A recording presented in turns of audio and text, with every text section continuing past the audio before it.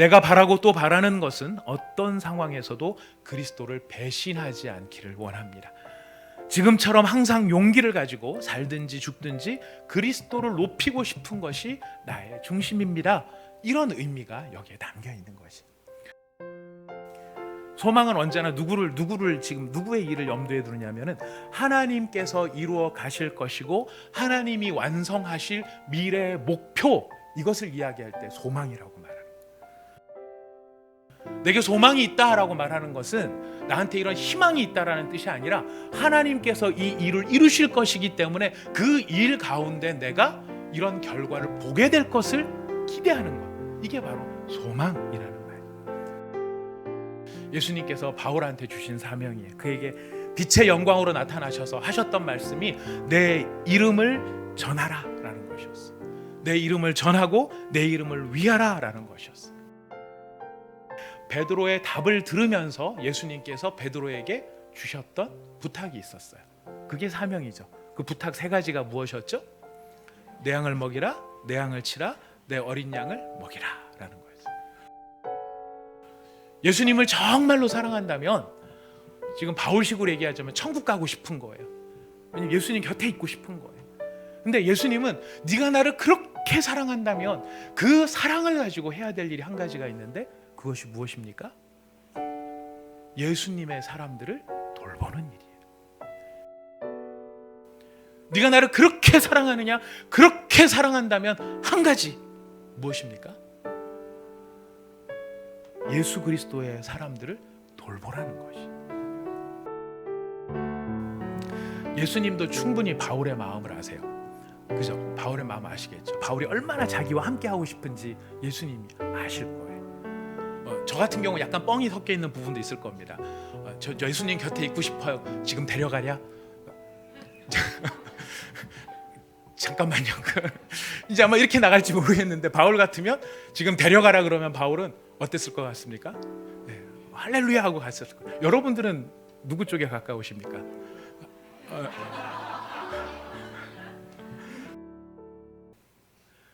그냥 형식적으로 우리가 최선을 다해서 우리가 이제 어떤 표현을 하는 그 표현이 아니라 진짜 그 마음 안에 예수님을 향한 사랑이 가득한 사람만큼 가장 능력 있고 힘 있고 강력하게 예수님을 전할 사람이 없다는 거예요.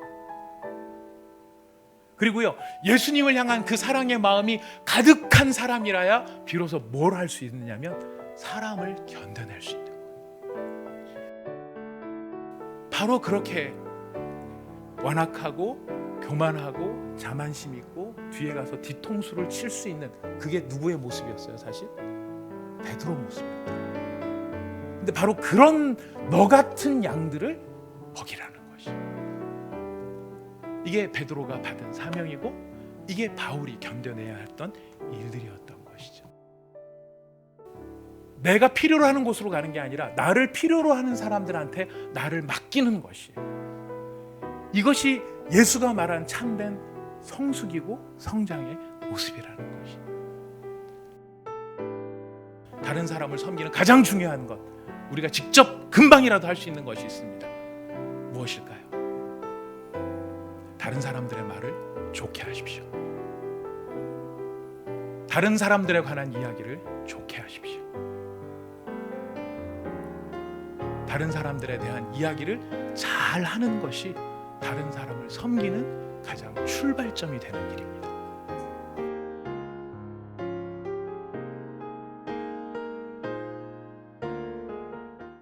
오늘 우리가 읽은 본문 말씀으로 나의 바램과 너희의 필요 사이에서라고 하는 제목으로 오늘 본문 말씀을 통해 주시는 하나님의 은혜를 누리기를 원합니다. 좋다라는 것을 표현하는 방식은 반복하는 것이죠. 좋다, 좋다. 그래서 할렐루야가 한 번 안 나오고 할렐루야, 할렐루야, 할렐루야 나오는 거는 정말 하나님을 높여드리는 최상급의 표현입니다. 지금 바울이 여기서 나는 기뻐하고 또한 기뻐한다라고 하는 이 표현은 그의 마음속에 넘치는 기쁨, 이것이 그냥 이 어떤 표현적으로 쓰여지는 기쁨, 진짜 그 마음에 기쁨이 차고차고 또 넘쳐서 터져 나오는 바로 그런 기쁨으로 바울은 자기가 기뻐한다라고 이야기를 하고 있습니다. 근데 이 바울이 기뻐한다라고 하는 이 상황, 우리가 잘 알고 있지만은 감옥에 있는 상황입니다만은 단순히 감옥에 있는 상황으로 끝나지 않습니다. 사실 조금 더 이 바울의 상황은 좀 절박한 면이 있습니다. 그 절박함은 무엇이냐면은 바울이 감옥에 있는 이유는 지금 재판의 결과를 기다리고 있는 상황입니다. 그냥 감옥에 구금되어 있는 정도가 아니라 이 사람이 죄가 있는지 없는지를 판결하는 재판의 판단을 기다리고 있는데, 유죄 판결을 받을 수 있고 무죄 판결을 받을 수 있습니다. 유죄 판결, 죄가 있다라고 판결받으면 최고는 사형입니다. 그리고 무죄 판결을 받으면은 석방입니다. 극과 극이죠. 왜 극과 극이 될 수밖에 없었냐면은 지금 바울이 받고 있는 이 재판의 이유가 단순한 재판이 아니기 때문에 그렇습니다. 지금 바울의 죄목, 바울이 죄가 있느냐 없느냐를 따지는 이 사안은 사실 굉장히 엄중하고 무서운 사안을 지금 다루고 있는데, 그것은 무엇이냐면 바울의 전도 내용 때문에 그렇습니다. 나에게는 또 다른 퀴리오스가 있다라는 거였습니다. 퀴리오스라는 말은 로마 제국 전체에서 딱 한 사람한테만 쓸 수 있는 단어라고 했었죠. 황제에게만 쓸 수 있는 단어인데, 지금 바울은 나한테는 또 다른 퀴리오스가 있다. 그 퀴리오스는 황제보다 더 높으신 분이시고 내가 황제를 존경하고 황제의 명령을 존중하지만, 만약 황제의 명령과 그 퀴리오스의 말이 서로 충돌한다면 나는 황제의 말이 아니라 황제보다 더 높으신 그 퀴리오스의 말을 나는 들을 것이고 여러분도 그 퀴리오스를 만나야 한다라고 전파를 한 것입니다. 이거는 해석하기에 따라서는 이 반역죄에 해당될 수 있는 죄입니다. 자, 이런 죄목으로 지금 바울이 들어가 있는데, 이것이 종교적인 차원에서 진행이 되는, 그래서 이거는 황제를 향한 반역의 죄가 아니라 지금 내세를 바라보는 종교적인 영역의 문제입니다 라고 판결이 나면 무죄로 갈 수 있는 이야기예요. 하지만 이건 명백하게 반역입니다 라고 판결이 난다면 지금 바울은 자기의 목을 내놓아야 하는 상황인 것입니다. 이 상황 속에 바울은 무엇을 기대하고 있느냐면은 지금 풀려날 것 같다라는 생각을 하고 있어요. 유죄 판결을 받지 않고 무죄 판결을 받을 것 같다라고 생각을 해요. 어떤 분들은 이제 구원에 대한 이야기가 나오니까 너희의 간구, 그러니까 빌립보 교회의 성도들의 기도예요. 빌립보 성도들의 기도와 성령님의 도우심 때문에 내가 구원에 이르게 된다. 이거를 천국 간다라고 해석하는 경우가 있어요. 그럼 이렇게 이해를 하면은 아직 바울은 구원의 확신이 없는 거였어?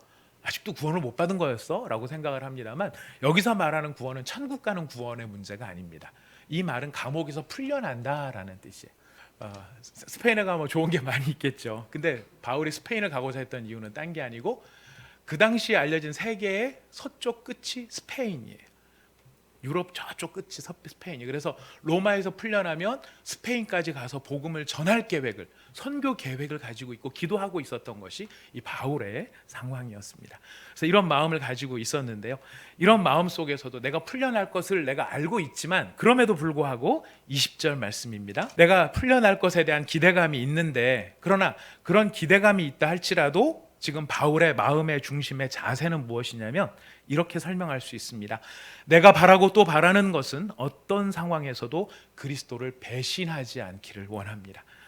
지금처럼 항상 용기를 가지고 살든지 죽든지 그리스도를 높이고 싶은 것이 나의 중심입니다. 이런 의미가 여기에 담겨 있는 것이. 그게 바로 그리스도를 부끄러워하지 않는다라는 말이거든요. 그리고 그리스도를 부끄러워하지 않기 때문에 지금도 내가 살든 죽든 누구를 높이는 인생을 살고 싶은 것입니까? 예수 그리스도를 높이는 인생을 나는 살고 싶다라고 이야기를 해요. 여기 보면 바울의 기대, 나의 간절한 기대와 소망이라는 표현이 있는데, 이 기대라는 말은 바울 자신이 가지고 있는 사람으로서의 열망이에요. 인간적인 입장에서 이야기해 내가 주어가 돼서 말하는 어떤 바램이에요. 근데 소망이라는 말은요 조금 달라요. 바램 이런 것하고는 달라요. 이게 우리가 희망, 바램이라고 하는 것은 내가 기대한 어떤 기대에 대한 다른 표현으로 우리가 생각을 합니다만, 성경이 소망이라고 말할 때는 주어가 누구냐면 하나님이에요. 소망은 언제나 누구를 지금 누구의 일을 염두에 두느냐면은 하나님께서 이루어 가실 것이고 하나님이 완성하실 미래의 목표, 이것을 이야기할 때 소망이라고 말합니다. 내게 소망이 있다라고 말하는 것은 나한테 이런 희망이 있다라는 뜻이 아니라 하나님께서 이 일을 이루실 것이기 때문에 그 일 가운데 내가 이런 결과를 보게 될 것을 기대하는 것. 이게 바로 소망이라는 말이에요. 그래서 소망은 언제나 하나님을 전제하는 것입니다. 하나님께서 일하고 계신다. 바울의 바람은 무엇일까요? 여러분, 바울의 바람이 무엇이냐면요, 23절 말씀, 예수 그리스도와 함께 있는 것이에요. 세상을 떠나서 그리스도와 함께 있는 것이, 그냥 내가 그리스도와 함께 있으면 얼마나 좋을까, 나의 소망은, 나의 바람은, 나의 기대는 천국에 있습니다, 난 죽어 천국 가는 거 참 좋습니다, 이 정도가 아니라 지금 바울이 어떻게 강조를 하고 있어요? 그리스도와 함께 있는 것이 훨씬 더 그 다음에 좋은 일이라. 그래서 또 얘기하는 것이 나는 그렇게 하고 싶다라고 이야기를 해요. 사람들도 천국에 가고 싶어 하는 마음이 있습니다. 천국을 소망하는 바람이 있을 때가 있어요. 자, 근데 그거는 주로 어떤 때 우리가 천국에 대한 이야기를 하냐면은 현실이 너무 고달프고 힘들면 천국 가고 싶다 이런 생각을 할 때가 있어요. 이곳이 아닌 그 어딘가, 그 언젠가 나를 받아줄 사람들이 있을까? 나를 용납해줄 사람이 있을까? 이거를 부르짖고 있는, 노래를 부르고 있는, 바로 이것이 사람들의 바람이에요. 그러니까 별이 내리는 하늘을 바라보는데 이건 현실이 괴로워서 그러는 것이죠. 바울도 이런 심정이었을까요? 가는 데마다 두들겨 맞고, 좋은 말 하는데 병 고쳐주니까 잡히고, 또 열심히 전도해 놓으니까 또 오해받고, 심지어는 감옥에 갇혀서 유죄 판결을 받을지 무죄 판결을 받을지, 이런 상황들 속에 내가 정말 이런 상황 속에 계속 머물러야 될까? 빨리 천국 가고 싶다. 이런 마음이 바울의 마음이었을 것 같지만 그렇지 않죠. 바울은 달랐습니다. 어떤 점에서 달랐을까요? 바울이 천국 가고 싶은 이유는 무엇입니까? 그렇죠. 여러분 너무 잘 알고 계십니다. 현실의 괴로움의 문제가 아니에요. 바울은 두 가지 체험을 합니다. 하나는 하나님 예수님의 영광을 직접 목격을 한 적이 있어요. 우리가 잘 알아요. 사도행전에 보면 정오의 빛보다 더 환한 빛으로 임재하신 예수님의 영광을 직접 본 거예요. 그 영광을 생각을 하면은 그 영원한 빛의 나라로 들어가서 그 영광 가운데 함께 그 영광을 누리기를 원하는 마음, 예수님을 향한 마음이 사도 바울에게 있다는 거예요. 근데 그 사도 바울이 예수님의 영광을 보았을 뿐만 아니라 또 한 가지 체험을 했는데, 그건 뭐냐면 천국의 영광을 직접 체험한 적이 있었어요. 그런 몸에 사탄의 가시가 있었던 이유가 무엇입니까? 자만하지 못하게 하려고. 근데 바울이 자만할까 봐 걱정이 되는 부분은 뭐냐면은 여러 계시를 받은 게 너무 컸기 때문이라는 거예요. 남들이 못 보는 걸 많이 봤다는 거예요. 뭐를 봤느냐? 12장 1절부터 나오는 이야기입니다. 왜 자기 몸에 가시를 두셨냐? 본 환상과 계시가 너무 많은 거예요. 근데 그 계시 가운데, 그 환상 가운데 뭐까지 경험을 했습니까? 천국에 올라가서 하늘의 영광을 보고 그곳에서 사람이 차마 다 이룰 수 없는 정말 놀라운 이야기들을 바울이 들었던 거예요. 근데 자기가 이런 이야기를 많이 하지 않습니다. 바울의 이야기 가운데 거의 이야기를 하지 않아요. 이야기하지 않는 이유가 뭘까요? 우리가 저 같으면 막 진짜 얘기를 할 것 같아요. 내가 기도를 하는데 봤어. 내가 봤는데 그래, 하여튼 봤어. 막 이렇게 막 자랑할 것 같은데 바울은 그 얘기를 안 하더라는 거예요. 왜냐하면 이런 얘기가 얘기로 끝나는 게 아니라 지금 바울도 걱정하는 바가 그거예요. 내한테 듣고 이걸 너무 지나치게 그것만 생각할까 봐 난 그게 지금 걱정이 돼서 오해할 여지들 나는 줄이겠다라는 거예요. 그래서 지금 바울도 자기 자신이라는 얘기도 잘 안 하면서 마치 남의 이야기를 하는 것처럼 하면서 또 자기 이야기를 하고 있다는 것이. 어쨌든 바울 개인의 입장에서 보면은 예수님의 영광도 보았고 하늘의 천국의 영광도 본 것이. 그걸 보니까 여기서 뭐 황제가 누리고 있는 뭐 대단한 어떤 것들, 뭐 엄청난 것들 다 봐도 그거 별론 거예요. 시시껍절한 거예요. 그리고 무엇보다도 그 천국에 누가 계시냐면은 예수님이 계시는 거죠. 사도 바울이 가장 사랑하는. 그래서 사람이 뭔가 좋아하는 게 생기면은 그 좋아하는 쪽으로 자꾸 관심이 가고 좋아하는 사람이나 좋아하는 곳으로 자꾸만 끌려가게 돼요. 지금 바울은 천국의 영광을 직접 목격한 사람으로서 정말 예수님이 얼마나 좋은지, 하늘나라의 영광이 얼마나 아름다운지를 지금 바울은 알고 있어요. 그래서 바울이 정말 좋아하는 것이 무엇이냐면 빨리 천국을 가고 싶은 거예요. 근데 그렇게 좋은 예수님, 그렇게 좋은 천국인데 자기가 지금 갈등하는 이유가 어디에 있냐면 지금 내가 육신으로 있으면서 너희를 위할 수 있는 일이 있기 때문에 자기는 갈등한다라는 거예요. 여러분 22절 말씀, 1장 22절 말씀 같이 한번 잠깐 볼까요? 바울이 지금 육신을 입고 자기가 이 땅에서 살아야 하는 이 일은 사명이라는 것이에요.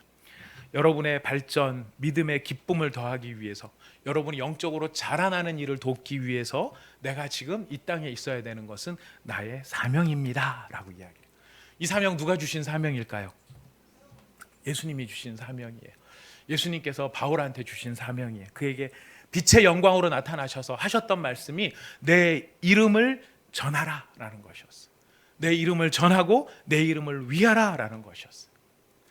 여러분 이 사명은요 참 재밌는 것이 바울만 이런 사명을 받은 것이 아니라 베드로도 이런 사명을 받아요. 여러분 베드로가 사명을 어떤 상황에서 받았는지 알고 계시죠? 예수님을 배신하고 예수님 이제 갈릴리 바다에서 물고기 잡고 있을 때 예수님이 베드로를 찾아오세요. 자, 지금 예수님께서 베드로한테 3번 물어보신 질문은 네가 나를 사랑하느냐라는 것이었습니다.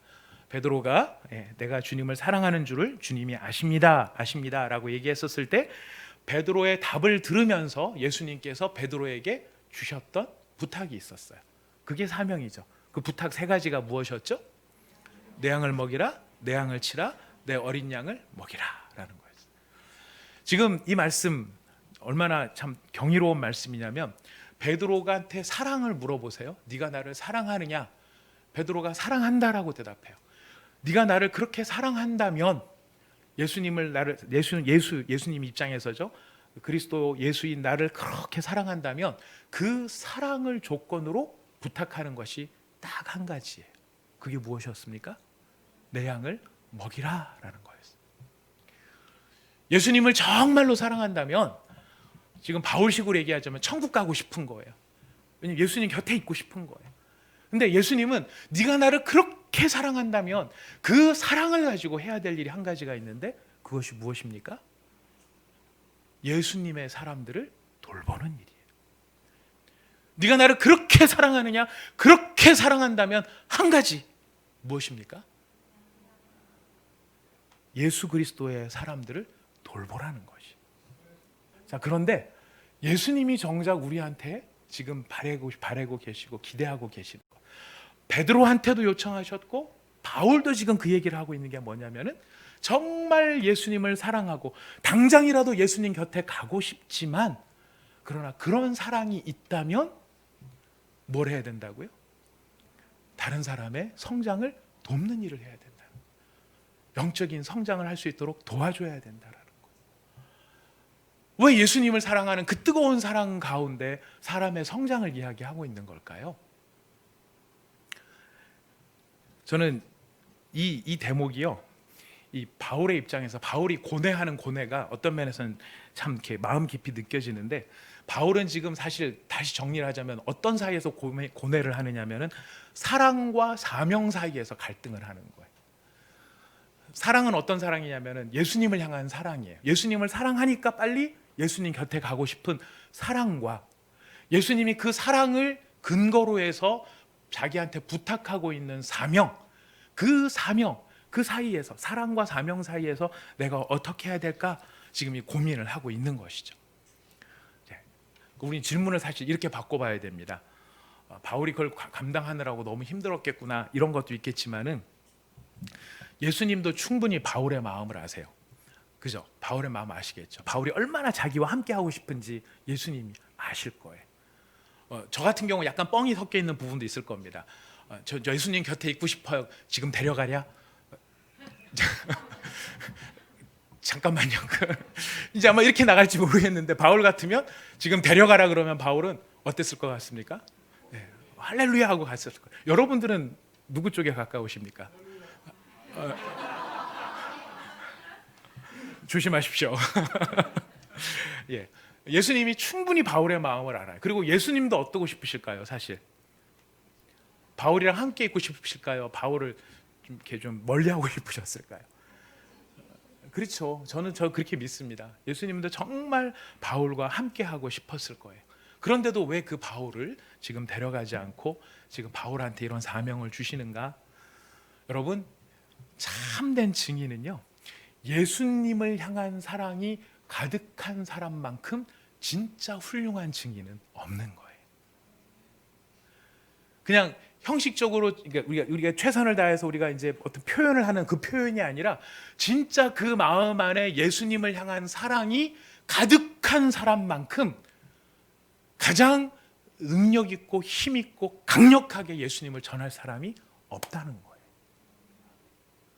그리고요, 예수님을 향한 그 사랑의 마음이 가득한 사람이라야 비로소 뭘 할 수 있느냐면 사람을 견뎌낼 수 있는 거예요. 사람이 만만하지 않아요. 그죠? 한 사람이 절대 만만하지가 않아요. 어떤 사람을 봐도 다 만만한 사람은 한 사람도 없어요. 정말 다 어떤 면에서 만만하지 않느냐면 고집 면에서 만만한 사람이 없어요. 다 자존심이 있고요, 자기 나름대로 삶의 주관이 있고요, 고집을 꺾으려고 하지 않아요. 자기 틀 안에 딱 갇혀가지고 이 틀을 깨면 죽는 것처럼 생각을 하면서 이 고집과 이 아집과 이 생각 속에 절대 움직이려고 하지 않아요. 근데 그런 사람을 예수님의 사람으로 지금 바꾸어 내려 그러면은 그냥 정성 갖고는 안 되더라는 거예요. 어떤 정성이 있어야 되겠습니까? 예수님을 향한 간절한 사랑에 충만한 그 사랑의 온전함, 예수님 같은 그 사랑의 온전함이 있어야 그 한 사람이 성장할 수 있도록 시행착오 끝에 제대로 된 자리까지 나갈 수 있는 5년이고 10년이고 15년이고 20년이고 그 세월을 견뎌줄 수 있는 힘, 무엇밖에 없느냐면은 예수님을 향한 사랑밖에 없더라는 것이.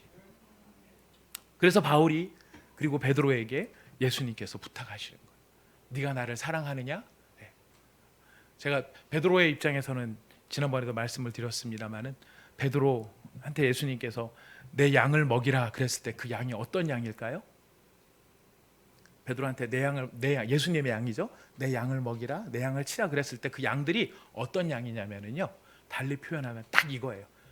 딱 너 같은 양. 딱 너 같은 양. 베드로한테 딱 너 같은 양은 어떤 양이겠습니까? 의욕이 넘치는 양들이죠. 어떻게 의욕이 넘쳤어요? 베드로가 어떻게 의욕이 넘쳤어요? 무리로 걸어갈게요. 이거 한 사람이 베드로예요. 이곳이 조사오니 초막셋을 짓겠나이다. 이것도 베드로였어요. 심지어 제일 마지막에는 어떻게 합니까? 내가 죽을지언정 절대로 예수님 떠나지 않겠습니다. 그리고 뒤에 가서 예수님 등에 칼을 꽂았죠. 그런 양이라는 거예요. 그런 양. 네가 잘해주고, 네가 섬기고, 네가 돌보고, 네가 위해서 기도해주고, 네가 그를 위해서 눈물 흘려주고, 너에 있는 것을 털어서 그 사람을 위해서 열심히 돌봐줬는데 다 받고 난 다음에 나중에 뒤에 돌아가서는 야, 베드로 별거 없더라. 바로 그렇게 완악하고 교만하고 자만심 있고 뒤에 가서 뒤통수를 칠 수 있는, 그게 누구의 모습이었어요? 사실 베드로 모습이었다고요. 근데 바로 그런 너 같은 양들을 먹이라는 것이, 이게 베드로가 받은 사명이고 이게 바울이 견뎌내야 했던 일들이었던 것이죠. 그 사이에서 바울이 갈등하는 것입니다. 그 갈등 속에 무엇을 택하나요? 중요한 것은 무엇을 택하는 것입니까? 사랑과 사명 사이에서 바울이 지금 고백하고 있는 것은 사명을 고백하고 있어요. 이게 누구의 모습을 닮았기 때문이냐면 예수님의 모습을 닮은 거예요.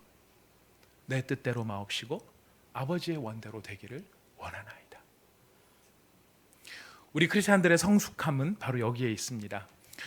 베드로가 네가 젊어서는 네 마음대로 돌아다녔지만 나이가 들면 사람들이 너를 데려다가 너에게 띠를 띠고 너를 이렇게 할 것이다 이야기를 한 게 무엇이냐면 베드로의 죽음만의 이야기가 아니고, 베드로가 그러니까 젊고 의욕이 있고 힘이 있을 때는 내가 해요. 하지만 성숙하면 성숙할수록 다른 사람이 나를 주관하도록 맡기는 거예요. 이게 성숙한 크리스찬의 모습이에요. 내가 필요로 하는 곳으로 가는 게 아니라 나를 필요로 하는 사람들한테 나를 맡기는 것이에요. 이것이 예수가 말한 참된 성숙이고 성장의 모습이라는 것이. 지금 바울이 이 고민 사이에서 원하는 바, 우리한테 오늘 우리에게 주시는 하나님의 메시지가 어떤 것입니까? 자기의 유익을 구치 아니하고 남의 유익을 구하는 것. 이걸 성경에서는 뭐라고 말하죠? 사랑이라고 말을 합니다. 예수님께서 네가 나를 그렇게 정말로 사랑한다면 우리가 정말 예수님을 사랑하기 때문에 해야 될 일이 무엇인가? 다른 사람을 섬기는 것이고 다른 사람을 돌보는 것이에요. 자, 그렇다면 다른 사람을 섬기고 돌보는 일에 우리 적용 한 가지만 하고 끝내겠습니다. 여러분, 어떻게 다른 사람을 섬기고 어떻게 돌볼까요? 내가 순장님도 아니고 교사도 아닌데 순장하십시오. 그리고 교사도 하십시오. 찬양대도 하십시오. 예, 다 하십시오. 다 하셔야 됩니다. 아직 안 하시는 분들 빨리 가서 하셔야 됩니다. 하셔야 되는데요. 그 모든 직책으로 일을 하는 게 아니라 우리가 내용으로 일을 해야 되는데, 내용으로 일할 수 있는 가장 중요한 것, 다른 사람을 섬기는 가장 중요한 것, 우리가 직접 금방이라도 할 수 있는 것이 있습니다. 무엇일까요? 다른 사람들의 말을 좋게 하십시오. 다른 사람들에 관한 이야기를 좋게 하십시오. 다른 사람들에 대한 이야기를 잘 하는 것이 다른 사람을 섬기는 가장 출발점이 되는 일입니다. 그것은 우리의 가정도 마찬가지고요, 교회도 마찬가지고요, 사회도 마찬가지. 우리가 그리스도의 사랑을 가지고 해야 될 가장 중요한 이야기는, 중요한 적용은 다른 사람에 대한 이야기를 잘하는 것입니다. 우리 그런 온사랑의 교회가 되어져서 우리 한 사람 한 사람 서로를 성장시키시는 예수님의 아름다운 모습이 우리 온사랑의 교회 충만할 수 있기를 부탁드리겠습니다. 우리 함께 잠깐 기도하도록 하겠습니다.